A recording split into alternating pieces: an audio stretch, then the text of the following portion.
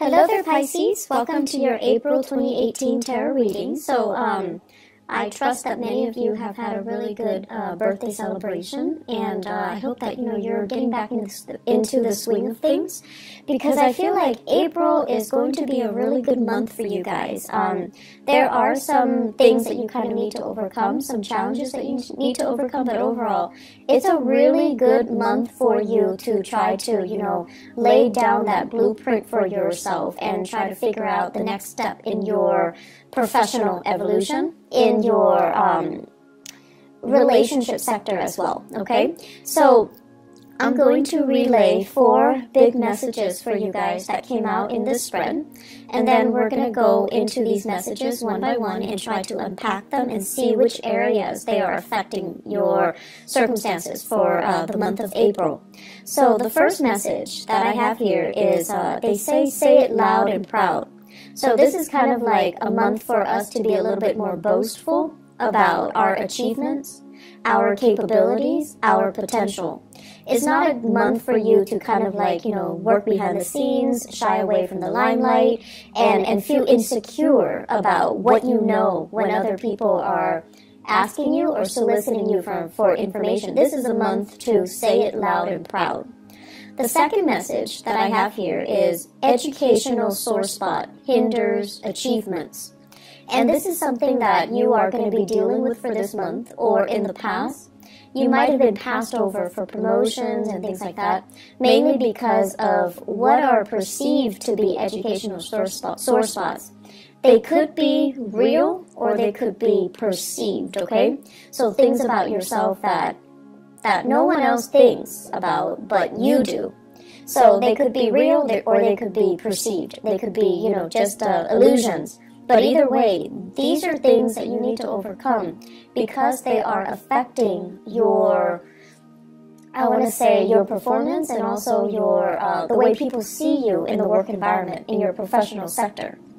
The third message here is beware of dubious dealings. And I feel like this is something that has happened since February, and it's coming back now, and you're trying to fix them. Fourth and final message here is gatekeeper of secrets. Now, this message came out in the card of the High Priestess, and whenever I think of Piscean people, I always see the High Priestess. People that know a lot, that have a lot of other people coming to them in confidence, telling them things that shouldn't be repeated. So you are kind of like that reservoir where people kind of dump their secrets. And in essence, you're the gatekeeper of secrets. But I feel like there are things here that you're not aware of, and you're not really aware of why it's happening. And I can explain a little bit about that for you in a little bit, okay? So, the first thing that I want to talk about here, say it loud and proud. You show up here as the Queen of Cups in the reverse position, and you can be male or female watching this. The Queen of Cups in the reverse is sort of like tired of having people take advantage of you, tired of doing so much for other people and not getting that thanks, that reciprocity, and that recognition that you deserve. And tired of people not operating in a direct, frank, honest, and truthful manner when they are dealing with you or when they're dealing with other people. And then tired of, I want to say like the human condition. Like, how can we all band together and just get along and not have to emphasize or argue over our differences? So I feel like you're just tired of all these things, being bogged down with all of these things. What I am feeling overall is many of you, the environment that you grew up in, I feel like people were just very inconsistent, okay? So could be mom and dad, could be siblings, whoever it was that raised you, the environment itself, it seemed to me like it seems like, different extremes. You might have been in a household where people follow things to the T. They were very dogmatic when it comes to their opinion, when it comes to their political, ideological, religious beliefs. And there wasn't really a a path to follow. It was just, you know, dogma, doctrine. And they didn't really think for themselves, and they told you what you had to do. And you're not really making that connection between what you had to do and exactly why you had to do those things. So you just did it. You just obeyed. And then for others, it's like growing up in a household where people were very, very inconsistent. And they say one thing and do another. They preach one thing, and then they kind of hold that in themselves to like a higher standards or double standards, and they don't really practice what they preach. And so you're getting a lot of conflicting information, and you're also getting a lot of kind of like two-sided messages, okay? And life, morality, and just what's right and what's wrong, and what's expected of me, expectations became very, very confusing. And so this message here, say it loud and proud, has a lot more to do with you, who you are, and what you're trying to do and what you really believe in, independent of all of those inconsistencies around you. If you are aware that people around you are inconsistent in whatever capacity, they could be hypocritical, they could just be, you know, they preach one thing, but then they make allowances for themselves. Hypocritical. Or they're not strong enough to really adhere to the things that they preach because it's difficult, right? So whatever the circumstances and the people around you, you also need to understand that that is applicable to the way that they live their lives, but it's not really applicable to you, nor is it appropriate for you. And so you kind of need to find out, you know, what is appropriate for you? What is it that you're needing to do? And so I see a lot of Piscean people kind of going through life very muddled, lacking a definite sense of direction, lacking a definite sense of, you know, what do I really believe in? Where do I draw the line? And what will I not or am willing to tolerate? So I feel this energy coming through where you're just trying to feel things out. And you're not really sure what's really right and what's really wrong. So it's that sense of, you know, dubious morality, dubious like dealings. And you do make a lot of allowances for other people because you understand that, you know, we are all just trying to do our best. And so what comes out as a result of that is you're not really sure where you stand. You're not really sure if everything that you've known is really, really true, or if it's just something that, you know, you grew up being exposed to, it's indoctrinated, and you just believe it as real when it doesn't really merit the belief, or it doesn't really stand the test of time. So I feel like you're dealing with some... You're dealing with that lack of, you know, what is really appropriate for me. And so you're on your path trying to find something that you believe in, trying to find that group, that ideology that really fits into your lifestyle. And then when you find it, you kind of need to own it, you kind of need to proclaim it, and you kind of need to just adhere to it, okay? So don't be afraid of whatever it is that you believe in. Don't be afraid of whatever it is that you feel is right for you. You need to own it, and you need to, you know, be vocal about it.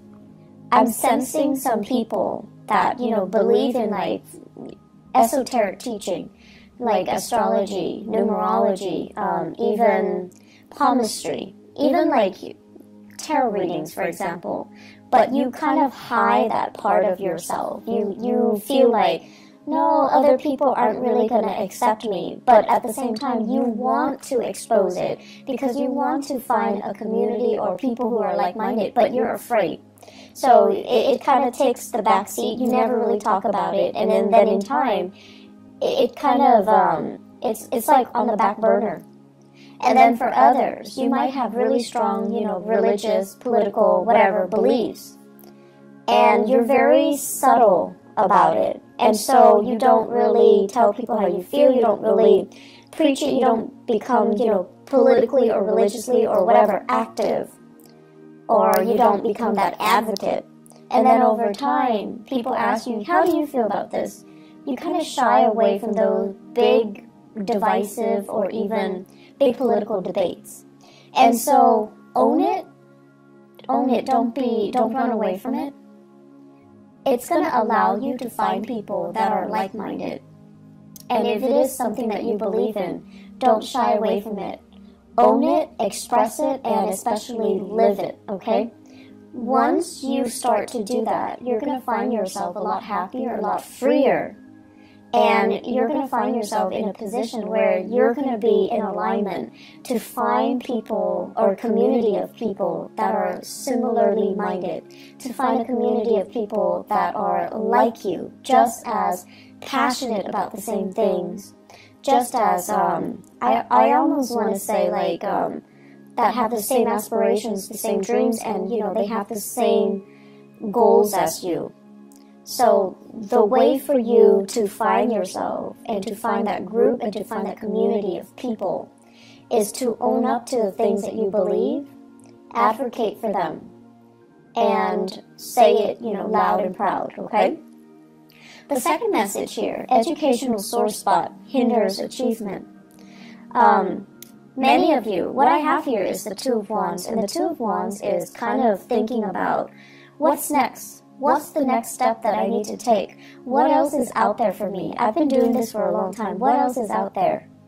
And the Two of Wands is a really beautiful card, but it also points to me a little bit of fear, trepidation, not willing to take that first step, not like the Fool where you take this blind leap of faith and hope everything is going to be okay.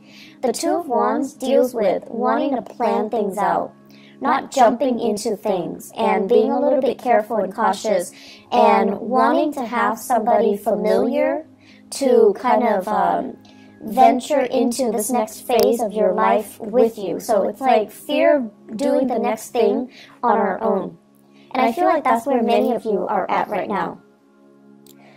I'm feeling many of you are thinking about a career change, okay? And you're thinking where I'm headed right now. Some of you are hindered mainly because everyone else, let's say they have a master's degree and they have a PhD, a doctorate degree, and you might only have a bachelor's degree, and you're just like, if I want to advance a little bit more, I'm going to need to go back to school. And or some of you are just like, my income generating capabilities is maxed out. They're not going to hire me without that advanced degree under my belt. So what can I do? Should I switch direction? Should I change, switch gears and go into a different path altogether? Or should I think about my career development? And, every time we go back to school, it's a big trade-off, right? Because it's about leaving school, like higher education. It would take like 4 for a bachelor's and then 2 years for a master's degree. If you're doing it part-time, then it takes a little bit longer. So you're kind of making that calculus, and you're trying to think about the trade-offs, 2 or 4 years of foregoing really good earnings in order to go back to school, or having to suffer through school, doing it part-time and not having the time to yourself and not having the time to, for leisure activities, or not having the time to take care of everything that you need to take care of, children, family members, your significant other, and so forth. So for many of you, it's a very difficult decision. It's a big trade-off. I would advise that you do it because investing in yourself, it's always a good decision. And if you think of education as a huge investment in ourselves, that's the way we have to look at it. Yes, it can propel you to that next step in your professional life where you get paid more, where your doors will open for you when it comes to promotion. Yes, you have all of these things. But ultimately, education is an investment. And the reason why you might not have taken this route is because you feel like I can learn through unorthodox ways. Like, I can learn through life. I can learn through working. I don't need to go back to school. But I feel like where things are set up for you guys professionally, school, additional schooling, additional education is going to be required. And going back to school, if you've been thinking about this, mulling this over for quite some time, I feel that you need to stop dithering and you need to just do it, okay? So big discussions are coming here in your professional life. And I feel like for many of you, there are people advancing, people that are new in the organization. They're advancing. And I also feel many of you are keeping in touch with your peers through social media. And you're seeing them progress professionally in their career. And you're seeing that, you know, a few years ago they went to school.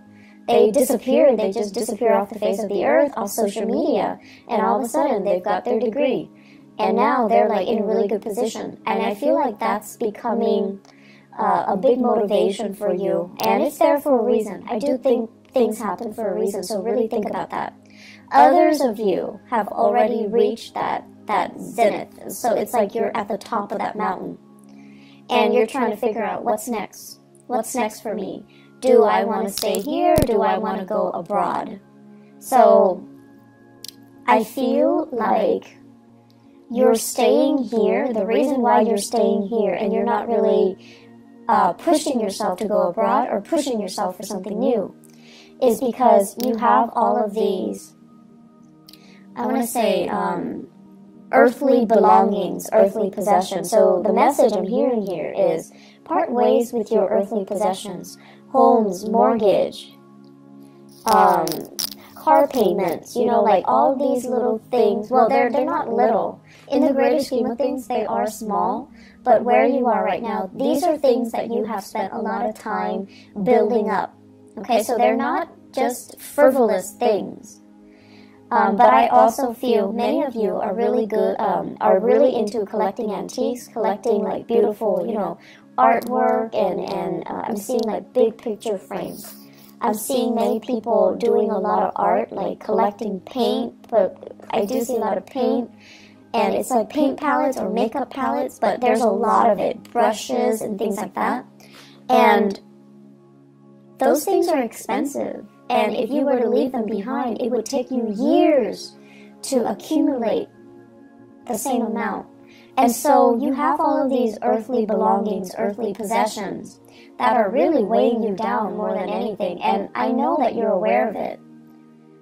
But it's really hard for you to, you know, think about them not being in your life, mainly because they're recreational things that you can fall back on. And they took a really long time to accumulate, so you're not ready for that process. But I definitely feel you're being bogged down with a lot of material things, and it is time for you to kind of sort through and figure out exactly why that's there, and whether or not, you know, whether or not they're really hindering your ability to be mobile, your ability to come and go as you please, your freedom of movement overall. My rule of thumb overall when it comes to things around the house, if you haven't touched it in 3 months, throw it out, donate it, whatever it is, okay? When it comes to clothing, and if you live in a more seasonal like location where you have summers and winters, if you haven't touched it in 6 months, donate it, throw it out. So that's my rule of thumb to a more minimalist lifestyle. You're going to find yourself a lot more happy, okay? So others of you, you have the education, you have the credentials, but I definitely feel like a severe lack of self-esteem. And with the Queen of Cups in the reverse, it's almost like feeling overshadowed or feeling overpowered in some way as a child. So that means, you know, you might have had siblings that overshadowed you. You lived in their shadows. And it's inadvertent. It could be deliberate or inadvertent. But you always think of yourself as like, oh, they're a lot smarter than me. They're a lot more successful. They have, you know, beautiful children. They have a beautiful house. They make more money than me. So that's your personal hang-up, okay? And you kind of need to release that. And then for others of you, feeling overpowered as a child, having parents that imposed a lot of expectations on you, and they were so perfectionistic that you felt like everything you did was not good enough. And so that can also be, you know, very traumatic. And so you become an adult where you speak in a way that is very meek, that is very evasive, because you don't want to be judged, you don't want to deal with criticism. And so speak up for yourselves, proclaim things loud and proud, and own up to your own ideas, and own up to, you know, just how intelligent you are, okay? And this month, there will be opportunities for you to kind of get involved, get your hands dirty, do things, whether it be more of the creative nature or a little bit more, you know, technical. Whatever it is, you're going to have an opportunity to shine in your work environment. And then you're going to start to see this whole time that you've been hanging, you've got these hang-ups that you needed to get rid of. And so you're going to start to shine. People will start to see you as a force to be reckoned with. And they're going to start to see how intelligent you are, how capable you are. And the whole time, I feel like you were hiding this part of yourself. So you have an emergence here. And I also feel for many of you, you're getting your first wave of support through love relationships. Either it's like a new relationship where someone is just like, hey, you're actually really good at this. You should do this more. They're giving you that encouragement. They're giving you that love and that support. And because of that, you're able to kind of believe in the things that that they're saying that's really great about you. Okay, so it's like gaining in self-confidence again. So, third message here, beware of dubious dealings. There's something going on here in your work situation where I feel almost like many of you are dealing with really sketchy environments. Somebody's telling you, you know, I did this, I committed fraud, I got involved in all of these things, and you just annotate it, but you can't really expose it. So it could be like confidentiality agreements between you and a client. If you're like a social worker, a therapist, even a paralegal assistant, like a paralegal or even a lawyer, okay? So for those of you in the legal profession or in the humanitarian profession, someone is telling you a lot of shady things that they have done or that have been done to them. You're annotating everything, you're documenting everything, but you're not really divulging information. So I feel like confidentiality. And then for others, I feel like there have been some shady financial dealings, things like done in the darkness of the night, people getting paid under the table, and things like that. So discussions regarding these issues, discussions about what I'm seeing here is it's the 5 of Cups, and then the deck that I'm using says Mars in Scorpio. Mars in Scorpio basically deals with Mars deals with actions. Scorpio is a very, very underhanded, but it's also like below the surface. Okay, so it seems to me like dealings that are below the surface, dealings that are a little bit shady, a little bit sketchy, or things that are done in a way where you're not really sure what exactly happened, who's involved. And so many of you might be doing some investigation, some digging into some transactions. Many of you are following the trail of the breadcrumbs to see where it leads you. Many of you are sifting through financial transactions to figure out what exactly happened. And it is also tax season in the United States here in April. So that's what I feel is happening here as well. You're sorting things out. I don't see there are, bad things that come as a result of this, but I definitely feel you want to cover your bases.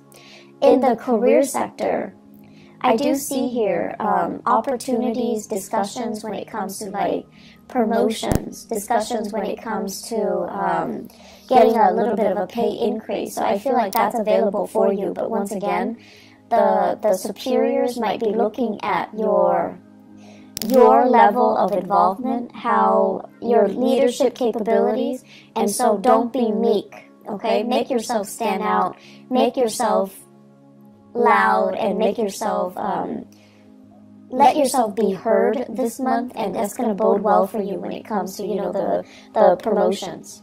Last message here, gatekeeper of secrets. So this is the High Priestess. And I really like this message for you guys, mainly because Piscean people are just very, I want to say like, you're like a tulip. You're very, very elegant, but you also have, you know, really, really strong reserves of inner strength. And, you know, the tulip, it springs up in the springtime, and it lies dormant in the winter. It's able to survive the frost. It's able to be very self-contained. And it deals with, you know, being able to kind of like slip below the radar and let other people shine. So not stealing the limelight from other people, allowing other people to live and let live. So I feel like you have this really quiet reserve of inner strength about you that is very understated, and that is, you know, you're not boastful about it either. And I also feel many people, you have this non-judgmental way about you where you put people at ease. People come to you and they can bear their deepest, darkest secrets without feeling like you're judging them, okay? And so you are privy to a lot of confidential information. You are privy to just a lot of secrets. And I also feel, because, you know, your instinct is, whatever you tell me stays in this room. I'm not going to expose it to anybody. I'm never going to, you know, betray your trust. So you can trust me with it. And so it's like a one-way street. It goes in, you shut the door, and the secret just never, ever, ever, ever gets out. And so the way that I'm looking at this is, a lot of us, we learn through trial and error. We learn through mistakes, right? And then others of us are a little bit more crafty. We learn by watching the mistakes of other people, and we learn what not to do. And so the fact that I feel many of you learn a lot through trial and error. And when you are emotionally compelled to do something, because emotionally you're worked up or you're invested in it, reason and logic tells you, no, not a good idea. Because you're emotionally compelled to do it, you're going to do it anyways. And so what I'm getting at here is, a lot of people are telling you their deepest, darkest secrets. They're telling you things that they have done, and they're also telling you about the consequences. So the smarter way for you to operate on this high priestess, gatekeeper secrets analogy is, learn from other people's mistakes. You don't need to repeat their mistakes. You are privy to a lot of information, and you are exposed to these snippets of information for a reason, so that you can learn without having to, you know, get yourself hurt, get yourself in danger, without having to do a test run or a try run just to prove to yourself, okay, that doesn't work, so let me just not do that in the future. We have to be a little bit smarter about the insights and the epiphanies that we get.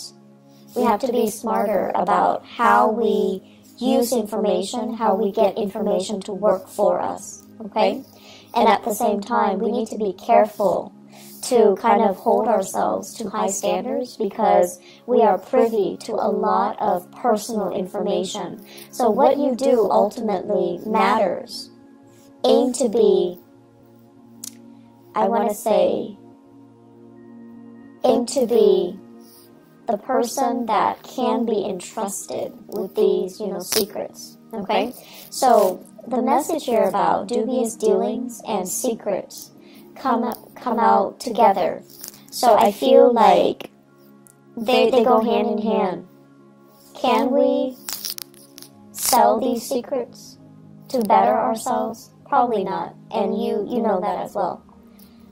So don't be blinded, okay, by these opportunities. I feel like it's really important for us to keep mum and to basically perform the duties that we are entrusted, all right? Because confidence, once it is betrayed, we can never earn it back, okay? So trust and confidence, once it's betrayed, we can never earn it back. So, Pisces, I'm going to leave you guys with that. I feel, well, actually one last message, and this is going to be in your relationship sector. I feel like many of you are starting on a new path here when it comes to relationships. And so it's really important for you, once again, learn from the past. Don't get bogged down with relationship partners that don't really appreciate you. And kind of own up to how you feel, what you need, proclaim these things. And if the other person doesn't deliver, that's when you know it's time for you to go, okay? I feel like we have here the Judgment card, so it basically points to new beginnings, new people, a new path that is in store for you. I feel like many of you are contemplating the next big move, but once again, there's that fear of, do I want to do this alone or do I need another person? And if you find yourself really compelled to take a specific path and your relationship partner is not really on the same page with you, I feel like that might not be the right person for you. Okay, so I'm just going to leave it at that.